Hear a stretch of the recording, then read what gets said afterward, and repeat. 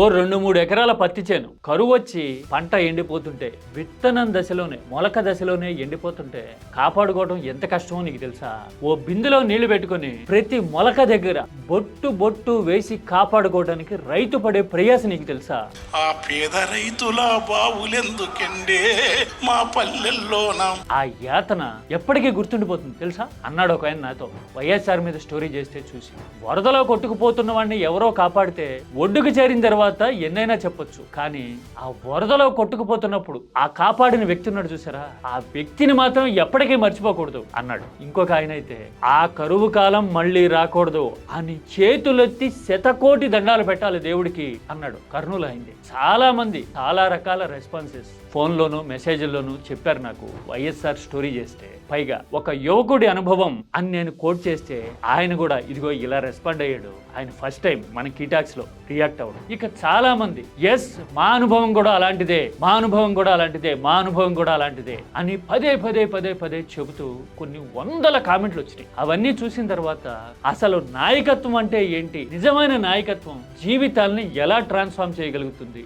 అనే సబ్జెక్ట్ గురించి మనం మాట్లాడుకోవాలి, తెలుసుకోవాలి, రియలైజ్ కావాల్సిన అవసరం ఉందనిపించింది నాకు. అందుకోసమే నాయకత్వం అంటే ఏంటి, ప్రచార ప్రతాపమా లేదంటే జీవితాల్ని నిలబెట్టాలి అనే ఆరాటమా? ఈ రెండిటికి తేడా మనకు అర్థమవుతుందా? డిస్కస్ చేద్దాం రండి. ఇది రాజకీయం కానే కాదు, ఇది లీడర్షిప్ మెథడ్స్ ని అర్థం చేసుకోవాలి ఇప్పటికైనా అని తరచి చూపించే వాస్తవాలు తెలియజెప్పేందుకు చేసే ప్రయత్నం. మరి మాట్లాడుకుందాం డీటెయిల్డ్ గా అసలు నాయకత్వం అంటే ఎలా ఉంటుందో.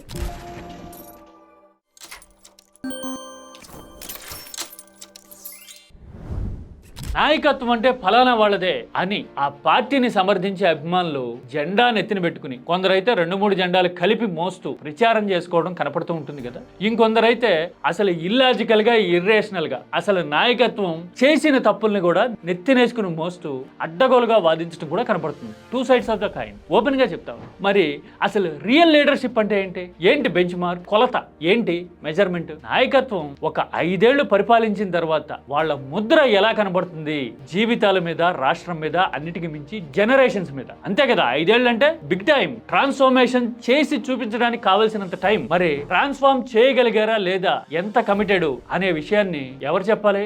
టీవీ ఛానళ్ళలో, పేపర్లలో చెప్పాలా? లేదంటే అవునా కాదా అని వెళ్ళిన ప్రతి చోట గొంతు చించుకుని అరిచి చెప్పించుకోవాలా? మనమే తోలుకొచ్చిన జనాభాతో. మరి ఏం చేయాలి? ఏది డిటర్మైనింగ్ ఫ్యాక్టర్? జనం చెప్పాలి, స్పాంటేనియస్ రెస్పాన్స్ చెప్పాలి. నేను వైఎస్ఆర్ గురించి ర్యాండమ్ గా ఒక స్టోరీ చేస్తే, ఒక ఎక్స్పీరియన్స్ కోట్ చేస్తే మేం కూడా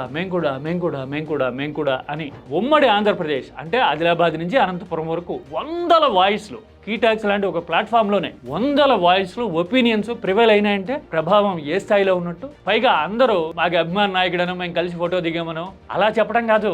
ఆయన తెచ్చిన విధానం వల్ల చదువుకున్నాము, ఆయన తెచ్చిన విధానం వల్ల కుటుంబం నిలబడింది, ఆయన తెచ్చిన విధానం వల్ల వైద్యం అంది, ప్రాణాలు నిలబడినాయి అని చెప్పడం చూస్తా ఉంటే ఆ ప్రభావం, లాంగ్విటీ ఉన్నది కదా, జనరేషన్స్ పాటు ట్రాన్స్ఫార్మ్ అయ్యేది కదా. నేను ఒక పర్సనల్ ఎగ్జాంపుల్ క్యాండిడ్ గా ఒక ఆయన నాతో ర్యాండమ్ గా మాట్లాడింది కోట్ చేస్తే ఆయన కూడా రెస్పాండ్ అయ్యాడు కదా ఇలాగా. ఫాదర్ వైద్య సహాయం దగ్గర నుంచి వాళ్ళ కుటుంబం పేదరికంతో పోరాడిన తీరులో ఆసరాగా నిలబడిన నాయకత్వం గురించి మాట్లాడాడు అంటే ఆయనేమీ ఓటర్ కాదు, ఇప్పుడు ఆ రాజకీయ పార్టీ ఆ ప్రాంతంలో లేదు, అయినా సరే గుర్తు చేసుకున్నాడంటే అది కేవలం కృతజ్ఞత కాదు, ఒక అడుగు జాడని చూపించటం. అడుగు జాడంటే చెరిగిపోని దారి కదా.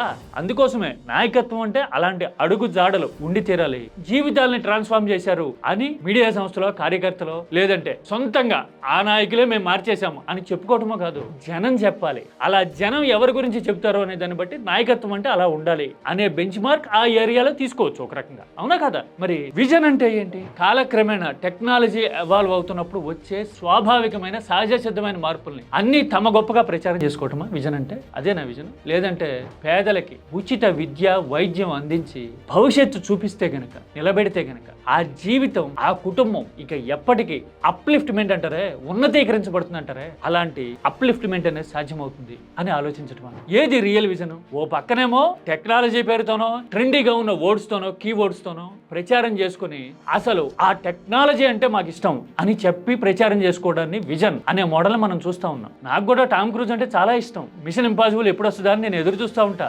అలాగని నేను హాలీవుడ్ ఫిల్మ్ మేకర్ని కాగలనా? లేదు కదా. టెక్నాలజీని పదే పదే పదే పదే పదే పొగిడినంత మాత్రాన జనం జీవితాలు ఏం మారుతాయి? నేను హాలీవుడ్ డైరెక్టర్ అవ్వగలుగుతానా? సేమ్ కదా.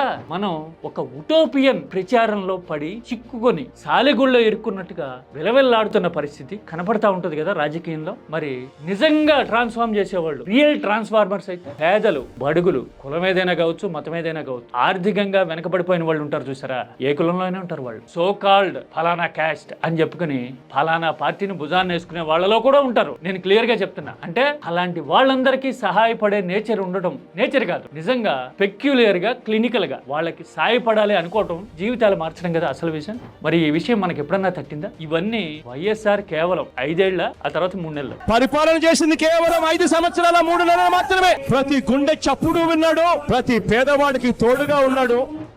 ఆ కాలంలోనే చూపించారా అని ఇదిగో చూడండి, టక్ టక్ టక్ టక్ టక్ టక్ టక్ చూసారు కదా, ఇన్ని రెస్పాన్సెస్.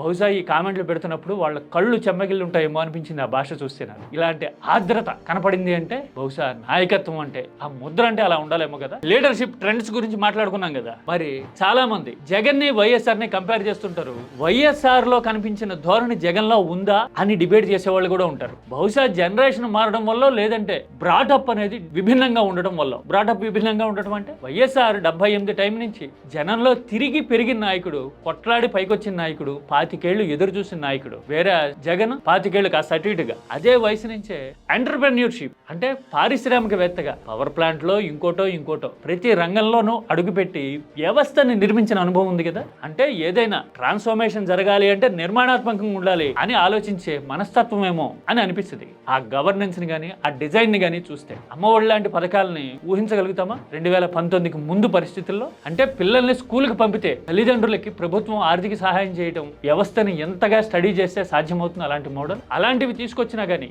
ఇంకా విభిన్న రంగాల్లో చేతి వృత్తులకి సహాయం దగ్గర నుంచి ఇంకా చాలా ఉండుంటాయి. అలాంటివి జగన్ కైండ్ ఆఫ్ మోడల్ అని అనిపించవచ్చు అడ్మినిస్ట్రేషన్ లో. కానీ లాస్ట్ ఇన్ ట్రాన్స్లేషన్ అలాగా మీడియా లేకపోవడం వల్ల, లేదంటే అందరికీ అర్థమయ్యేలాగా చెప్పలేకపోవడం వల్ల, అన్నిటికీ మించి యాంగ్జైటీ అంటారే, ఆ యాంగ్జైటీ డామినేట్ చేయడం వల్ల, అంటే విత్ ఇన్ నో టైం అన్ని చేసేయాలి, అన్ని అయిపోవాలి అనుకొని టూ మెనీ టాస్క్స్ పెట్టుకోవడం వల్ల గానీ జగన్ ఎఫర్ట్ అనేది లాస్ట్ ఇన్ ట్రాన్స్లేషన్ అనే పరిస్థితిని ఫేస్ చేసింది. ఆ మాటకి అర్థం తెలుసా మీకు? అంటే చెయ్యాలన్న ఉద్దేశం ఒక రకంగా ఉండుండొచ్చు, కానీ కన్వే అయిన తీరు దానికి తగ్గట్టుగా లేకపోవటం. మరి ఇంతలా మాట్లాడుకున్న తర్వాత జనం అభిప్రాయం వైఎస్ఆర్ విషయంలో అక్రాస్ ద జనరేషన్స్ అలా ప్రివైల్ అవడం చూసిన తర్వాత నాయకత్వం అంటే ఎలా ఉండాలి అని అడిగితే మీరేం చెప్తారు? కామెంట్ సబ్జెక్ట్ ఓరియంటెడ్ గా చేయండి. నేను పర్టికులర్ గా కొందరు గురించి మాత్రమే చెప్పాలనుకోలా. నేను చెప్పిన ఎగ్జాంపుల్స్ లో, కంపారిజన్స్ లో అందరూ వచ్చేసారు. మీరు కంపేర్ చేసి చూసుకోగలిగితే రేపు మరో కొత్త నాయకత్వం తలెత్తిన ఏపీ ముందు ఆల్టర్నేటివ్ మోడల్ నిలబడినా కూడా నేను ఇలాగే చెప్తా. You mark my words.